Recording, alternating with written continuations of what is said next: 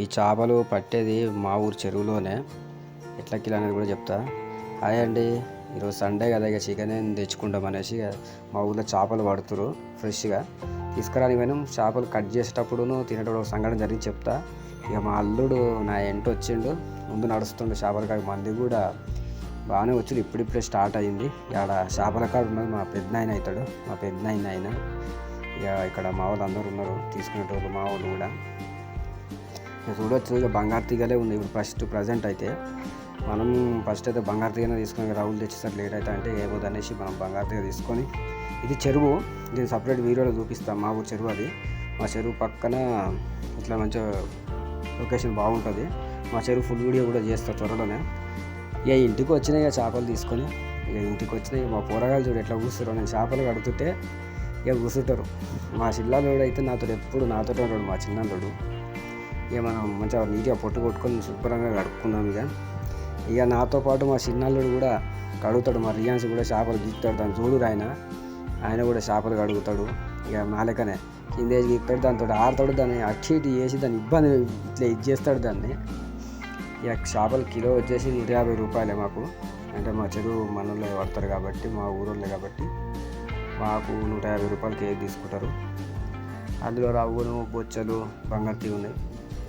నేనైతే కూరకైతే ఎక్స్ట్రా ఫ్రైకి తీసుకొచ్చిన. ఇక మా అన్నదే కదా, అడగగానే ఇస్తూనే ఉంటారు. అటు ఇటు 2 కలిసి కిలోంబా ఉన్నాయి. అవి తీసుకొని వచ్చి మంచిగా పొట్టు కొట్టుకుని ఇంటికి వచ్చి అక్కడనే కొట్టియచ్చు. కానీ అక్కడ కొట్టేసేదంటే మనీ పే చేయాల్సి వస్తుంది. మనకేంటంటే మనకు ఎంతో అంత పని వస్తుంది. ఆ పని వచ్చేదాన్ని మనమే నిమ్మలంగా 10 నిమిషాలు అటు అయినా ఇటైనా నిమ్మలంగా చేసుకోవచ్చు అని చెప్పి గట్లా నిమ్మలంగా కడిగేసి పొట్టు కొట్టి. కానీ మా అల్లుడు తోడుతాను ఆట ఆడుతూ ఉంటాను, తోటి చేతులతో గిత్తుండు. ఆ కూరలు ఎట్లా చూస్తారు మా ఇంటి పక్కన పిల్లలు. ఏమన్నా ఫుల్ టైం పాస్ వాళ్ళకి. ఇక మా అల్లుడు దాన్ని సపరేట్గా అడుగుతూ అంటుండు, ఆగమాగం చేస్తుండు కడుక్కుంటా. ఇక కోసుడు అయితే నీట్గా పోయలే. ఇలపిట కూడా జర మొండిగానే ఉంది.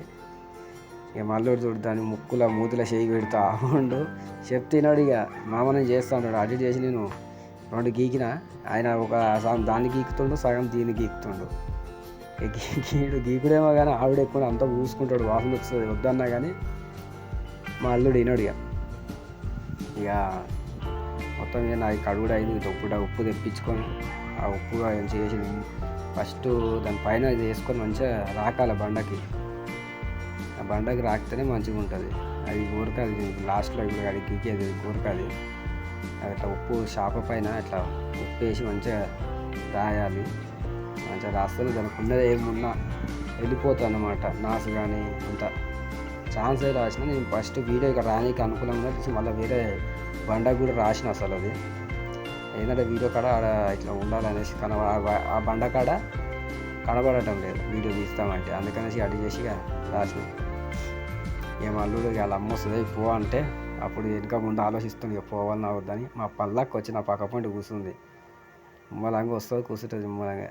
ఫస్ట్ అయితే గోరుగా పోదాం అనుకున్నా. ఇక సరే దీన్ని లాస్ట్లో పోదామని చెప్పేసి ఇక జర ఈ బంగారు తీగలు కోసుడు టైం పడుతుంది అనేసి ఇక దీన్నే ముందుగా అయితే ఇక దీన్నే స్టార్ట్ చేసిన.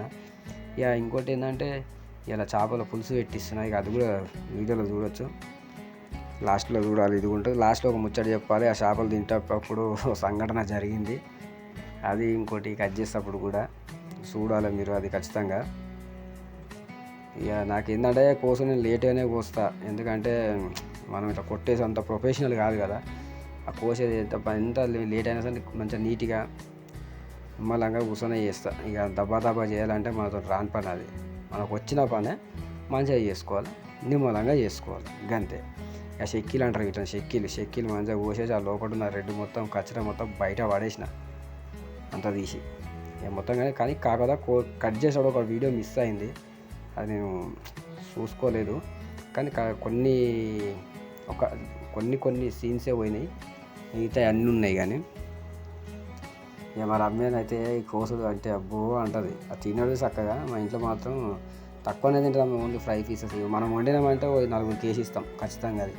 అది ఎవరైనా కానీ ఖచ్చితంగా మనం ఏంటంటే మనం అన్నీ తినాలన్నా తినలేము. ఎందుకు పడేసుడు, ఎందుకు తెస్తే 1/2 కేజీ 1/4 కేజీ అంటే తేలేము. తెస్తే 1 కేజీ తెస్తే అన్ని పోగా కూడా ఆ కొన్ని ముక్కలు ఉన్న ముక్కలే కొన్ని ముక్కలు మాకు కొన్ని తిని ఇంకో కొన్ని ఎవరికన్నా అట్లా చేస్తే మనం చేస్తే తప్పేముంది, వేస్ట్ చేసుడు కన్నా.